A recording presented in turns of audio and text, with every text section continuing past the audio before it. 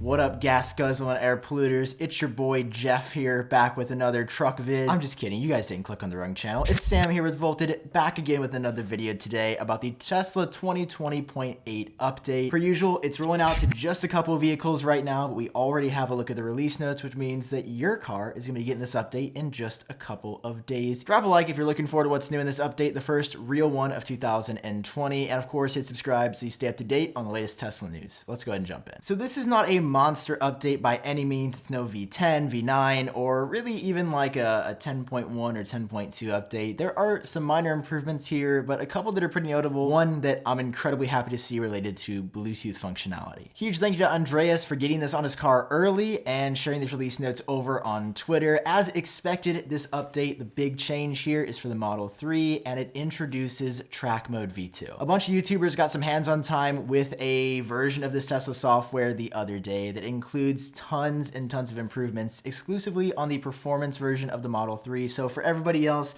we've got essentially the same car, but if you like racing on the racetrack, you can now adjust so many different settings that you couldn't before. Handling, stability, regen, they can all be customized with little sliders. This is kind of nutty because we've never really seen this from a manufacturer before, and Tesla has given us the power to change that. So if you have a Tesla Performance Model 3 and you're taking it to the track, that experience is going up by like 100%. Next up, a big request that users have been asking for years is the ability to view third-party chargers on the Tesla map, but it's basically just been Tesla superchargers and destination charging. Certain third parties are going to be available in the California Bay Area. It's a very limited expansion to start out, but also in some places in China, in Belgium, the Netherlands, Germany, Switzerland, and Austria, and some places in Europe as well, additionally. And I really hope this expands globally beyond just like certified charging chains. I want to be able to see everything on PlugShare, for example, on the Tesla map. I think that'd be very fantastic, but I think this is a great first step. And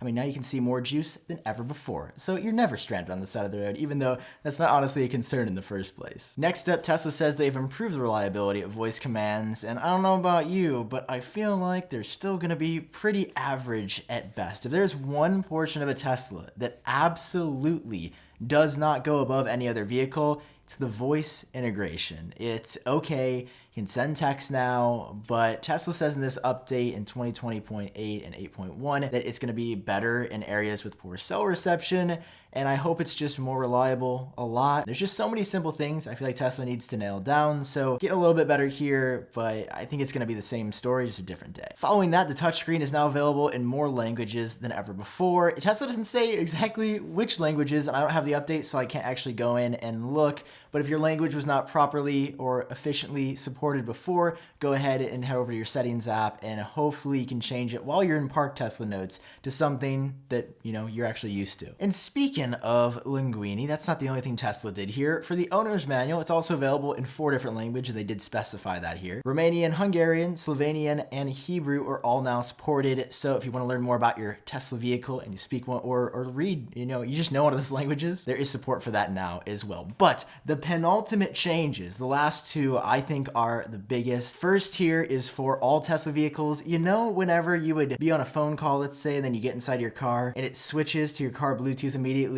and then you have to do that thing where you're like, hey, I just got my Tesla, it switched to Bluetooth, I couldn't hear you, could you repeat that? You don't have to do that anymore. There is a fantastic new feature in this update to where it will not switch until you sit down in the seat. That's right. No more intermittent connection, no more Bluetooth issues there. Next up, also for all Tesla vehicles, there is Exfat Support. So if you have a drive that supports that format and you want to record Sentry or Tesla track mode content, put it on that drive. That format is now supported after such a long time. The new full self-driving driving visualizations that were added in the US a few months or weeks ago now are available in Canada and a few other countries. So if you didn't have those before, update check if you have the hardware version 3 on your Tesla, and you can see, the stop signs, the road markings, everything that you've probably been seeing in images for a while, but wondered, hey, why does my car have that? Even though I've got the newest Tesla hardware. And on newer Raven Model S and X vehicles, vehicles, there is improved regen now. So it's going to basically be sending more energy from regenerative braking back to your battery. So it's going to make your range a little bit better. That's the update. It's 2020.8, 2020.8.1.